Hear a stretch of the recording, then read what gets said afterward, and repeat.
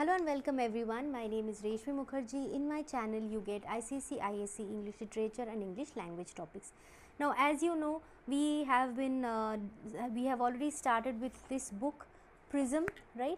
The Prism book for ISC short stories, which is the new book that has been introduced to the syllabus, ISC syllabus. So we will be starting a fresh topic, and yes, I know I have not completed the paper menagerie. There is a portion of it left, but it is a very huge chapter and you may feel a bit bored with it. So there is a short story which we will finish and then we will move back to the paper menagerie part. Okay, so let's start. Thank you ma'am, and you can see the images also over here that will help you to understand a bit better. Okay, so follow the pictures and listen to the story. That would be enough for you to understand, and once you understand the story well, you can answer any question in your own way. Okay, just that you have to know what are the questions and you have to understand the chapter very well. That's it, right? So let's start. Thank you ma'am. It's a very short story. She was a large woman with a large purse that had everything in it but hammer and nails. Matlab, that bag, as you can see from the picture, that bag had so many things that it seemed that he was just not carrying that hammer and nail. Every single thing was there in the bag. It had a long strap and she carried it slung across her shoulder. So like this, like a sling bag she was carrying that way. It was about 11 o'clock at night and she was walking alone when a boy ran up behind her and tried to snatch her purse. So when she was walking, it was late, it was 11 o'clock in the night. Again, as you can see in the picture, it was dark. And if you move to the next picture, what you will see is, you will see a boy who is trying to snatch that bag from her, right?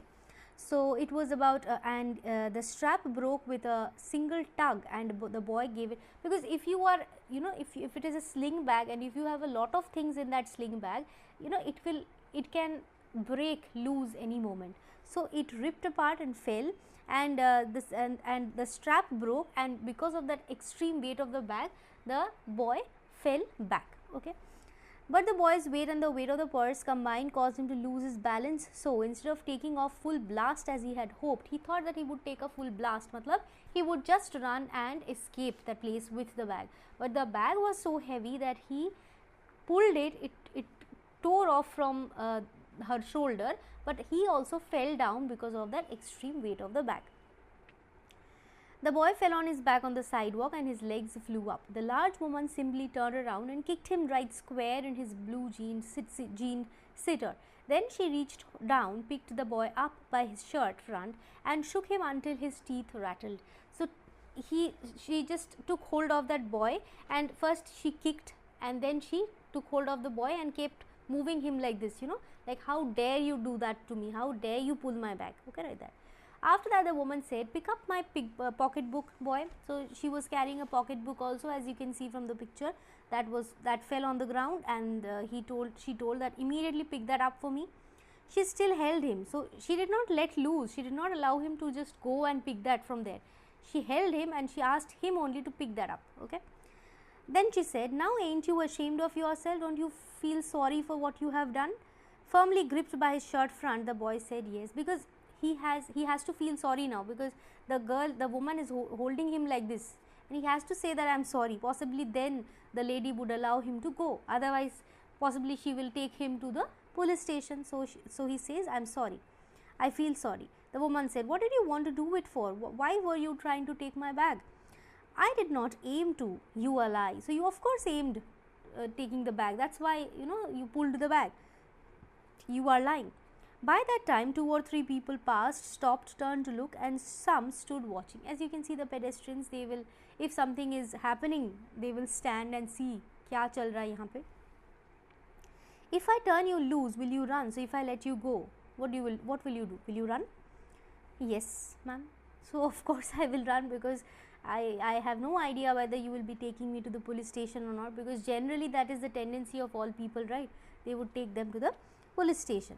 So if yes, then I won't turn you loose, said the woman. She did not release him. So what she did, she did not let this child go. She did not let him go at all, so that he could run. I am very sorry, lady, I am sorry. So as soon the boy heard ki I will not let you go, I would not release you, it meant I will take you to the police station. So he starts pleading that I am very sorry lady, I did not want to do it and stuff. Your face is dirty. I got a great mind to wash your face for you. Ain't you got nobody home to tell you to wash your face? No, ma'am, said the boy. Then it will get washed this evening, said the large woman, starting up the street, dragging the frightened boy behind her. So now this lady asks that, why is your face so untidy? Why are you so unclean? Why are you so dirty? So you don't have anybody to tell you that you need to wash your face? Okay, you don't have. Chalo. I will take you and wash your face at least. The woman said, you ought to be my son. I would teach you right from wrong. Least I can do right now is to wash your face. Are you hungry? So my plan was to keep you as my son, to treat you like my son, to make you behave properly. But the best thing at this particular moment what I can do is I will take you and I will wash your face. Though I wanted to treat you like my son and give you good manners, teach you good manners, but alright, at this moment I'll just clean your face. No, ma'am. So she asks, are you hungry? No, ma'am, said the boy being dragged. I just want you to turn me loose. Just let me go. I just want to go. Was I bothering you when I turned that corner? Asked the woman. No, ma'am. But you put yourself in contact with me, said the woman. If you think that contact is not going to last a while, you got another thought coming. When I get through with you, sir, you are going to remember Mrs. Luella Bates Washington Jones. So you see, at that moment I did not bother you. You came to me and you tried to, you came in physical contact with me by touching my bag.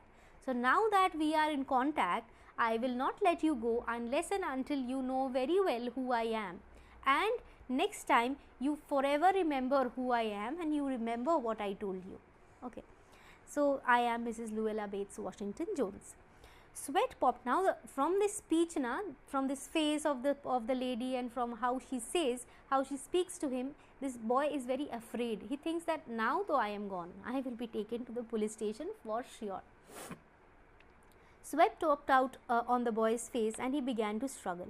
Mrs. Jones stopped, jerked him around in front of her, put a half Nelson about his neck and continued to drag him up the street. So now he is not going to leave him, he is going to take him to the house. He keeps dragging him. When she got to her door, she dragged the boy inside, down a hall and into a large kitchenette furnished room at the rear of the house. Kitchenette, it's not a very big kitchen, it is just a small one. I'll show you the room also. So the boy could hear other roomers laughing and talking in the large house. Some of their doors were open too, so he knew he and the woman were not alone. The woman still had him by the neck in the middle of a room. So she has dragged the boy in her room, and we can understand from these lines that this lady was also not very rich. She had only one room and there were other inmates in that house who shared the house, and in that single room she had a portion of the house for the kitchen and a portion where she used to sleep. So she has brought him in this house, and in the middle of the house there also she is holding the boy tightly. She said, what is your name? Roger, answered the boy. So this boy is Roger. Then Roger, you go to that sink and wash your face, said the woman.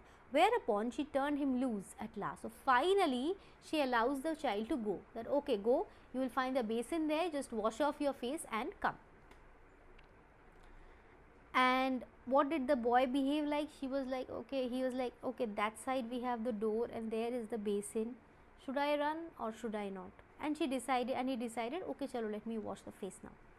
Let the water run until it gets warm, she said. Here's a clean towel. You gonna take me to jail? Asked the boy, bending over the sink. So he washes the face, and in the meantime he's also thinking and he's also asking, are you going to take me to jail? Not with that face, I would not take you nowhere, said the woman. Here I am trying to get home to cook me a bite to eat and you snatch my pocketbook. So I have just come here, I was just returning home thinking that I would go and have some supper, dinner, okay, and you in the middle of the road you snatch my things. How dare you do that? Maybe you ain't been to your supper either. Late as it be, it is already late. Possibly you also did not have your supper or dinner. Have you? Did you have your food? There's nobody home at my house, said the boy. Then we will eat, said the woman. I believe you were hungry or been hungry to try to snatch my pocketbook. So when you were trying to snatch my pocketbook and stuff, so possibly you were hungry, that is why you were doing that. Otherwise nobody would do that. And nobody is bad at the first instance. If you do not have something, or if you are not brought up properly, only then you will do something like this. So possibly you are hungry, and therefore we will eat now instead of thinking about anything else. I wanted a pair of blue suede shoes. So I just wanted a pair of shoes, you see. So that is the reason why I wanted, I took that bag of yours, because I wanted some money.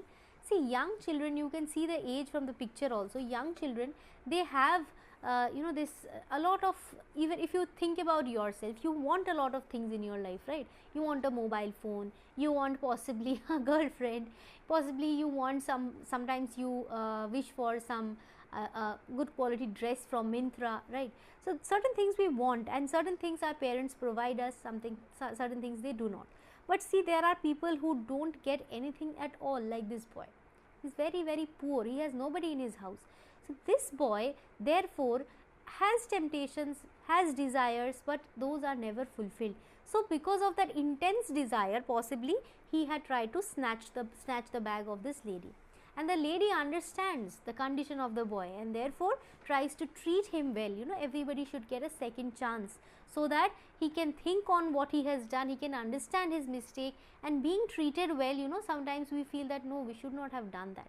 See, when we do something wrong, हर वक्त क्या होता है कि we are scolded by somebody. But if somebody tells you कि no, you should not have done that, but you see, okay, you have done a mistake once, try to learn from it, don't do it again.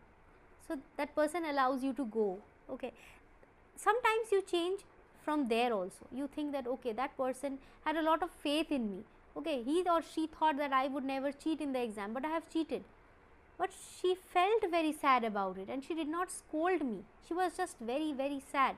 So in that case, you also decide ki no, I will keep up, I will keep to her words, I will listen to him, and I will never do that again. Okay, so you change. So this lady is actually trying to give the boy a second chance instead of taking him to jail. Because if that boy landed up in jail, he would only have companions. What companions? Pickpockets. Then you would find what? Thieves, murderers in the jail, right? So if you meet those people over there, if you have those men as your company, you cannot improve there in any way, right? So the lady did not want him to land up there. Okay, so it's just a suede shoes that this boy wants, right? Ma'am, the water dripping from his face, the boy looked at her. There was a long pause, a very long pause. After he had dried his face and not knowing what else to do, dried it again. So he uses the towel to dry it, and again he thinks ki chalo, I will dry it again, because I have nothing to say at this moment. What can I say at this point? The door was open, so should I run? He could run, and run. He could be free. The woman was sitting on the day bed. After a while, she said, I were young once, and I wanted things I could not get. So you see, once I am old now, but I was also young once. And when we are young, we have a lot of desires. So I also had those desires just like you. There was another long pause. So I was also young and I had my desires, and the boy's mouth opened. Then he frowned, but not knowing, so the boy's mouth opened, matlab what? The boy was thinking possibly the lady's next sentence would be that I was young, I also had certain desires, and I also snatched somebody's bag like you. But did the lady say the same thing? The lady said, you thought I was going to say, but didn't you? You thought I was going to say, but I didn't snatch people's pocketbooks. Well, I wasn't going to say that. Pause. No, I was not going to say that I snatched somebody's bag or something. Silence. I have done things too. Although I have not snatched people's bags, but I have also done certain bad things, which I would not tell you, and I don't even want to tell it to God. But God knows everything, so it goes without saying. So you sit down while I fix us something to eat. So just sit down over here, and I will go to the kitchenette, small kitchen, and I will prepare something so that we can eat. You might run that comb through your hair, so you will look presentable. So you can just make yourself comfortable. You can just comb your hair and look pretty, right? Look handsome. Do you need somebody to go to the store? Asked the boy. Maybe to get some milk or something. You see, the boy is changing, right? The boy sees that somebody is treating him well. so I should also do something for that person, right? So he also says that, do you want me to bring some milk or something to help you in the dinner that you are making? Don't believe I do. Unless you just want sweet milk yourself, I was going to make cocoa out of this canned milk I got here. So I have canned milk, I was just planning to make cocoa. That will be fine, said the boy. She heated some lima beans and ham she had in the ice box. So in this kitchen, she prepares some, as you can see this room, you see there is a division in the room itself. There is only one room and there is a division. One side there is the kitchenette and the other side there is the bed. Okay, so she is cooking at this side and the boy is sitting over here on the bed. So that will be fine. She heated some lima beans and ham. So we will see the picture of lima beans and ham also over here.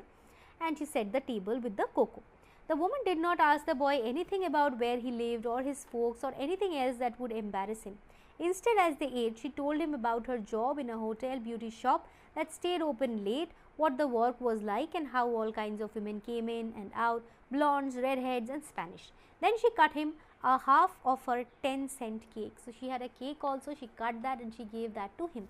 And she did not ask anything about the boy, about where he lived, okay, about his family, nothing. Okay, but she shared her stuff with the boy, okay, so that the boy felt comfortable. So they ate this lima beans, ham and also a bit of cocoa drink, and they also had some cake.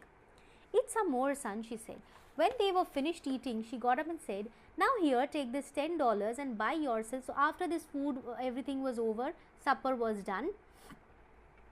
She gave the boy some money. For what? Some blue suede shoes. And next time, do not make the mistake of latching onto my pocketbook nor anybody else's, because shoes come by devilish like because shoes come by devilish like that will burn your feet. So that means she gave money so that the boy could buy his shoes. But she also mentioned that, see, don't ever try to do what you were doing with me, neither with me nor to anybody else, okay, because once possibly you would have got that money by stealing, but when you buy the shoe with that money that you have stolen, you will never get peace of mind. It will be the devil's shoes that would never let you live in peace. Because you see, na, this is a kind of lesson, okay, that the boy needs to learn, that nothing comes easy. So if you see, you can be rich by robbing a bank, you can be rich by working a lot, by studying a lot, by getting a good job. Both ways you can be rich. The choice is yours. Now if you want to follow the easy choice, that is robbing the bank, you will always have to live in that fear that I'll get caught, because nothing comes easy in life, right? So that is what the lady wanted the child to learn, that if you steal and if you get the shoe also by stealing from somebody, or by getting money from stealing money from somebody and buying shoes with it, next time you would want to get everything by stealing only. You would take it easy, okay, and then one day you'll be caught and all the happiness would be gone. So it is better that you achieve things and not steal things, right? She led him down the hall to the front door and opened it. Good night, behave yourself, boy, she said, looking out into the street. So she gave money, just remember for MCQ, she gave $10 to buy this shoe, and she bids goodbye to the child looking out to the street. The boy wanted to say something else other than thank you, ma'am, to Mrs. Luella Bates Washington Jones, because he has learned a lesson. He felt good in the house. See, these people, nobody takes care of, nobody loves these children, right, out on the streets. So he did not find comfortable with anybody. He did not have any family member to love him like you have. So when he felt that love can change a lot many things in your life, okay, so a little bit of love. So this little bit of love that was shown by Luella Bates Washington Jones, that changed his life completely. He wanted to say things, but at these moments you become very modest, very shy, and he could not say much, but only thank you before she shut the door, and he never saw her again. But of course, although these two did not meet again, but this Luella Bates Washington Jones, what she had claimed, that you will remember me once I am gone. Okay, that impact she had made in his life. Possibly we can hope with an optimistic end that the boy would at least never steal, or at least think once before stealing about this lady and her lesson, right? So that is all from this story, Thank You Ma'am by Langston Hughes. But don't think that this is the only thing that is important from the text. Once you have understood the text properly, your 50% work is done. Rest of the 50% we are going to do in the next and the next and the next class with the questions, short answer, long answer, and also the themes, figures of speech, style of writing and everything, okay, because those are also important. So we will do the deeper study and the deeper content in the next class, and from the next to next class we will also do the questions from here. I hope you understood the lesson well, and you let me know in the comment section how far you felt comfortable with the topic, you liked the topic or not, and what is the next chapter that you want, right? So thank you so much. See you in my next class. Bye bye. Don't forget to like, share and subscribe.